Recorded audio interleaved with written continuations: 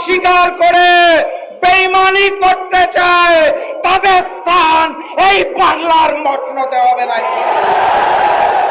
বিজয়ের পথে যাত্রা শুরু, জীবন অথবা মৃত্যু। একই সাথে একই দিনে দুইটা ভোট হয়েছিল। কয়টা?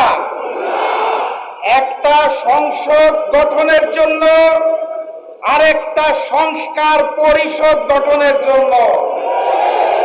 একই দিনের একটা ভোটের শপথ তারা নিয়ে বলেছে হালাল, আরেকটা শপথ না নিয়ে ম্যানেজ ভোটে জয়ী হয়ে বলতে চায় হারাম। একই দিনে এক ভোট যদি হালাল হয় তাহলে আরেকটা হারাম হতে পারে না।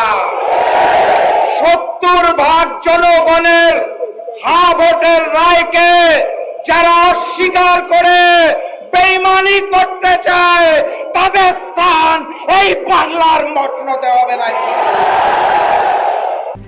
RICL TMX, যুগের পর যুগ স্থাপনা থাকে মজবুত। যাই বলা হয় তারা একটা শব্দ শুনিয়ে দেয়, কি সেটা? সংবিধান।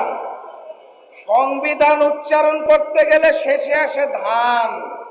তারা ভেবেছে এটা বোধহয় ধানের শীষ, এই কারণে বারবার বলে সংবিধান। এটা ওই যে নির্বাচনের আগে নিকৃষ্ট স্লোগান দিত, কি জানি, লাগারে লাগা ধান লাগা, ওই ধান নয়। এটা ৭২-এর মুজিববাদী সংবিধান, যা পরবর্তীতে শেখ হাসিনার সংবিধানে রূপান্তর হয়েছে। সেই সংবিধানকে তারেক পদের সংবিধান আমরা হতে দেব না। অতএব কথাবার্তা পরিষ্কার, গণভোটের রায়কে সম্মান জানিয়ে বাস্তবায়ন করুন, নাহলে যেই আন্দোলন করে তোলা হবে মসনদ থাকবে না ইনশাআল্লাহ। বিজয়ের পথে যাত্রা শুরু, জীবন অথবা মৃত্যু। আসসালামু আলাইকুম।